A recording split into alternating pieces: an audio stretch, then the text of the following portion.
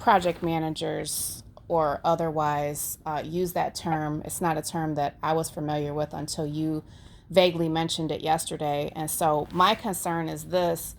Some of the invoices that I've gotten, I was able to go into the portal, which I'm pretty tech savvy. I don't really have any issues there. And I was able to go to the line item, apply the price to my internal invoice, and the line items added up, and that was not a problem.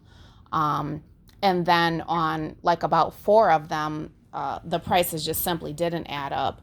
And so when I originally reached out to you, my goal was to get you to provide an individual breakdown of what these line items actually paid out, because the problem is that when I'm paying out on these line items and the contractors are like, okay, well, if this was supposed to pay $100 and this is what we got paid, like where was the shortage at? And I'm unable to appropriately explain that to them because I've never been provided that breakdown. Like when we get the invoice is just whatever is at the bottom, and then there's the line items that it paid out for, but there's no breakdown of the line items. Therein lies the problem.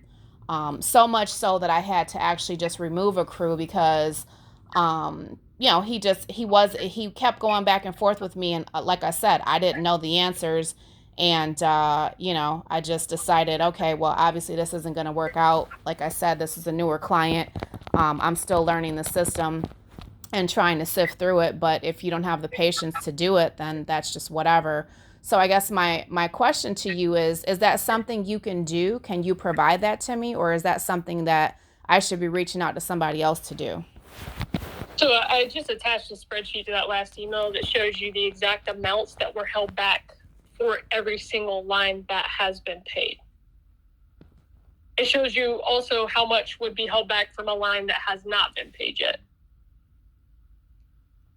Okay, and so is there an SFR3 policy directive or operating procedure that explains the term retainage? No, because like I stated in a prior email, retainage is not something that we do anymore. The problem is this house was scoped twice. The first time it was scoped was in a time frame before March when we were doing retainage. It was an old SFR3 policy, and then it got scoped a second time after we stopped doing that. So that's why there's an inconsistency, and some of the lines have holdback and some of them don't. And all those amounts are on here with those date stamps where you can see it was about March when they stopped doing that. So it is not something we do anymore. It just happens that there's a handful of really old jobs that did get scoped prior and have some old lines in them that had it. Okay, so basically that's an old policy that's been discontinued. Yep, exactly. Okay. So how do other vendors deal with this?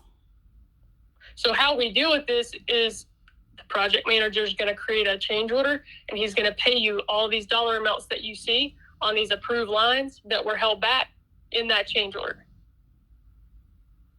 That's what I directed the PM to do. Okay. So then moving forward, are there still going to be like on because we're almost done with North Wilson and we're almost done with Wade.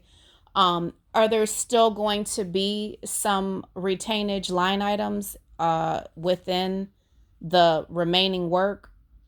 Yep. So I gave him two amounts. He's going to create two change orders right now. One is going to be for lines that we have already paid you and the money that we owe you. The second one is going to be for lines that we still have yet to pay you and will owe you. Okay, so basically it'll be resolved when the project manager, Willie, does that paperwork. So it shouldn't be something that comes up again, right? Exactly. So that first change order he creates, he's going to create it, he's going to get it approved, and it's going to pay out now. That second one is going to sit there. Once we finish this remaining work, he's going to pay that second one out. Okay. Okay, I just want to make sure that I have a clear understanding because I definitely don't want to keep losing crews or It's just having crews think that I'm not being honest or that I'm being disingenuous about how things are going with the client, because from that person's standpoint I could see where he felt like I wasn't being forthcoming with information because I really didn't know what was going on. I'm like, okay, I'm adding up the line items, this is what was paid, but then when I add up the line items it's a couple $100 short and I don't know why. And Yeah, I can't explain it, and that doesn't sound like a professional response, sure. and from his standpoint I can totally understand his frustration with the situation. So I, like I said, I just want to get a clear understanding of that. Now, you CC'd somebody on the email named Lawrence. Who is that? That's the OR. So the OR directly manages that project manager. Okay. Yeah, they help with change orders, so that's why I wanted to make sure they both had that information, so that when he goes to create it, the OR knows exactly what it's for and what's going on with it. Okay, that's perfect. Okay, cool. Well, I Yep. appreciate that. And You're hopefully welcome. I can we can just, get this done. Do you know if Willie's gonna be working today? Oh yeah, absolutely. They're anything that got reassigned, basically they're gonna have to get to every single house and approve line items for work completed this week by like midnight Saturday, so that they can pay still next week. Okay, cool. Yeah, because I had somebody on North Wilson yesterday, but then I didn't know we were getting a new PM, so as soon as he lets me know, I can just maybe try to see if I can meet him over there or the other, like one of the workers can meet him over there so we can just, get a clear Yep. understanding from him what his expectations are and all that.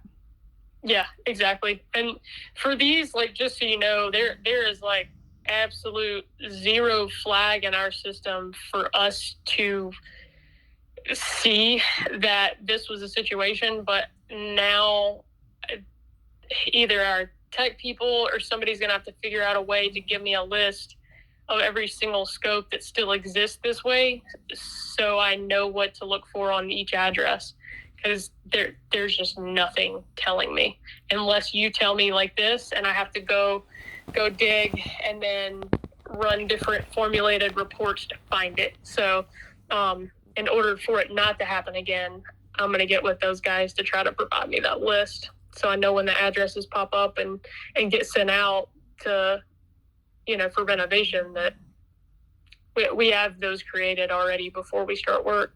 Okay, yeah, that sounds good. I mean, because, teamwork makes the dream work. And if we all just work together to make sure, like, how we are like, okay, hey, this is what's going on here. How can we resolve it? That way it's not an issue for somebody else that maybe doesn't have the patience or doesn't go through and, double check stuff. And then at the end, they're like, hey, this is short. And, it just causes more of a problem for the whole team.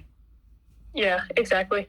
Okay, all right, cool. If anything else comes up, I will definitely give you a jingle or shoot you an email. Okay. Okay, thank you. You're welcome. Okay, bye-bye. Bye.